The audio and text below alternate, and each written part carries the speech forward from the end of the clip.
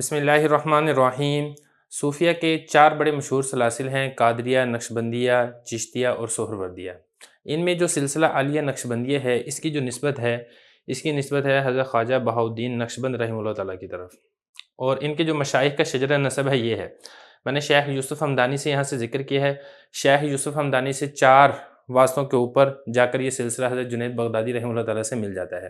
حضرت شیخ یوسف ہمدانی رحمہ اللہ تعالیٰ جو تھے، ان کے خلیفہ تھے خواجہ عبدالخالق غجدوانی، پھر ان کے خلیفہ تھے خواجہ عارف ریوگری، پھر ان کے خلیفہ تھے خواجہ محمود انجیر فغنوی، اور ان کے آگے خلیفہ تھے شیخ علی رامیتنی، ان کے آگے خلیفہ تھے شیخ محمد بابا سماسی، اور ان کے آگے خلیفہ تھے سید امیر کلال رحمہ اللہ تعالیٰ۔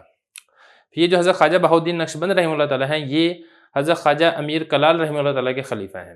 ایک بات اس میں یہ سمجھنے کی ہے۔ دوسری بات یہ سمجھنے کی ہے، یہ جو سلسلہ عالیہ نقشبندیہ ہے یہ پہلے سے چلا آ رہا ہے۔ یہ ایسا نہیں ہے کہ یہ جو سلسلہ ہے یہ خواجہ بہاؤالدین نقشبند رحمہ اللہ تعالیٰ سے شروع ہوا ہے، لیکن یہاں سے نا حضرت خواجہ عبدالخالق غجدوانی سے لے کے سید امیر کلال رحمہ اللہ تعالیٰ تک یہ جو سلسلہ عالیہ نقشبندیہ ہے، یہ اس وقت سلسلہ خواجگان کے نام سے مشہور تھا۔ بعد میں جب حضرت خواجہ بہاؤالدین نقشبند رحمہ اللہ تعالیٰ آئے ہیں، پھر ان کی طرف نسبت کرتے ہوئے یہ سلسلہ نقشبندیہ کے نام سے مشہور ہوا، اور آج تک یہ نقشبندیہ کے نام سے ہی مشہور ہے۔ تو ایک تو یہ والی بات سمجھنے کی ہے۔ دوسرا اس میں یہ ہے کہ حضرت خواجہ بہاؤالدین نقشبند رحمہ اللہ تعالیٰ جو ہیں، ان کے اوپر اللہ تعالیٰ نے یہ سلسلہ مزید کھولا ہے، مزید کھولا بھی ہے اور مزید آسان بھی ہوا ہے۔ حتیٰ کہ کہا جاتا ہے، روایات کے اندر آتا ہے کہ یہ جو سلسلہ ہے، سلسلہ عالیہ نقشبندیہ، ان کی حضرت خواجہ بہاؤالدین نقشبند رحمہ اللہ تعالیٰ نے اللہ تعالیٰ سے ایسی قبولیت کروائی ہے کہ اس سلسلے کے اندر محرومی نہیں ہے۔ سالک تھوڑی سی بھی ہمت، محنت اور توجہ کرتا ہے تو انشاءاللہ اس کا بیڑا پار ہے۔ جو آج کی جو ویڈیو ہے، جس میں ایک بنیادی چیز سمجھنے کی ہے وہ یہ ہے، ایک تو یہ شجرے کا تھوڑا سا تعارف آپ کے سامنے آ گیا۔ دوسرا، حضرت خواجہ بہاؤالدین نقشبند رحمہ اللہ تعالیٰ کو جو سید امیر کلال رحمہ اللہ تعالیٰ سے خلافت ملی ہے، یہ ایک بڑا دلچسپ واقعہ ہے۔ حضرت خواجہ بہاؤالدین نقشبند رحمہ اللہ تعالیٰ کو خلافت ملی تھی سید امیر کلال رحمہ اللہ تعالیٰ سے۔ اب یہ خلافت کا واقعہ میں بعد میں ذکر کروں گا، لیکن پہلے میں یہ بتانا ضروری سمجھتا ہوں کہ یہ واقعہ میں نے لیا کہاں سے ہے۔ اصل میں یہ جو حضرت سید امیر کلال رحمہ اللہ تعالیٰ تھے، ان کے بیٹے تھے آگے سید امیر حمزہ رحمہ اللہ تعالیٰ، جو حضرت کے انتقال کے بعد ان کے جانشین بھی ہوئے تھے، حضرت کے خلیفہ بھی تھے اور ان کے جانشین بھی تھے۔ اور یہ جو مولانا شہاب الدین رحمہ اللہ تعالیٰ ہیں، یہ سید امیر حمزہ رحمہ اللہ تعالیٰ کے نواسے تھے۔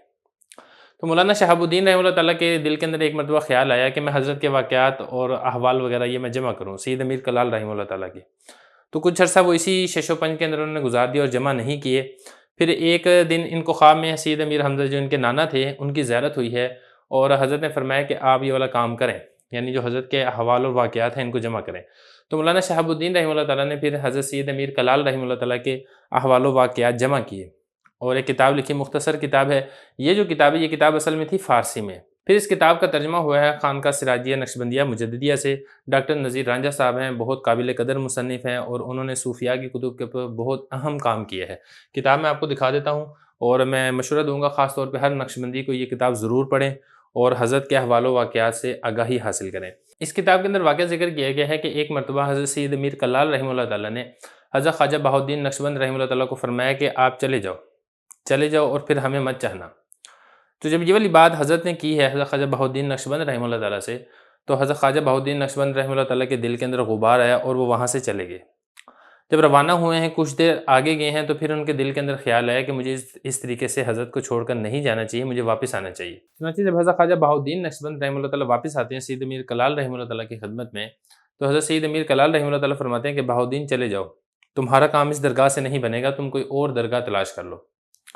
تو حضرت خواجہ بہاؤالدین نقشبند رحمہ اللہ تعالیٰ بڑے مایوس ہوتے ہیں، اور پھر وہ کہتے ہیں کہ میں اب جاؤں گا اور میں واپس نہیں آؤں گا۔ تو پھر حضرت وہاں سے تشریف لے جاتے ہیں اور بخارا شہر کی طرف جانے لگتے ہیں، اور ارادہ کر لیتے ہیں کہ اب میں دوبارہ حضرت سید امیر کلال رحمہ اللہ تعالیٰ کی خدمت کے اندر نہیں جاؤں گا۔ تو جاتے ہیں، جاتے جاتے وہ ایک جوئے خانے کے پاس سے گزرتے ہیں۔ وہاں پہ 2 جواری ہوتے ہیں، وہ جوا کھیل رہے ہوتے ہیں۔ ان میں سے ایک جواری ایسا ہوتا ہے کہ وہ جوئے کے اندر اپنا سب کچھ ہار چکا ہوتا ہے۔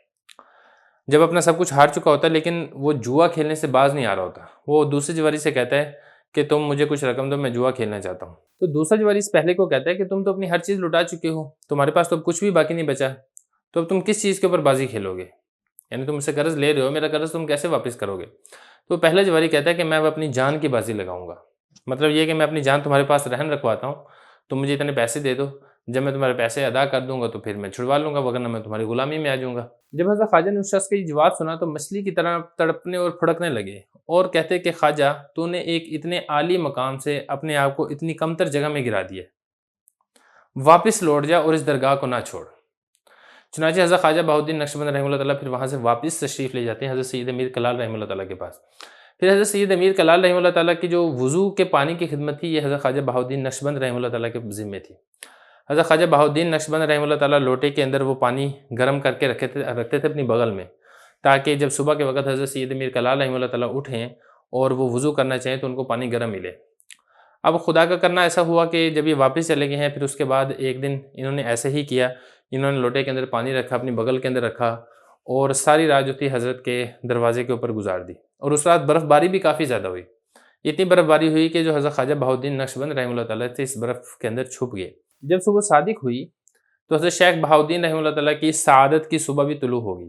وہ اس طریقے سے کہ جب سید امیر کلال رحمہ اللہ تعالیٰ اٹھے ہیں صبح صادق کے وقت، باہر تشریف لائے ہیں، اپنا قدم مبارک جب باہر رکھا تو وہ قدم حضرت خواجہ بہاؤالدین نقشبند رحمہ اللہ تعالیٰ کے سر پر آ گیا۔ حضرت سید امیر کلال رحمہ اللہ تعالیٰ نے فرمایا کہ اے بیٹا بہاؤالدین اٹھو، جس طرح ہمارا قدم تمہارے سر پر آ گیا ہے اسی طرح سارے مخلوق کے سر تمہارے قدموں میں آ جائیں گے۔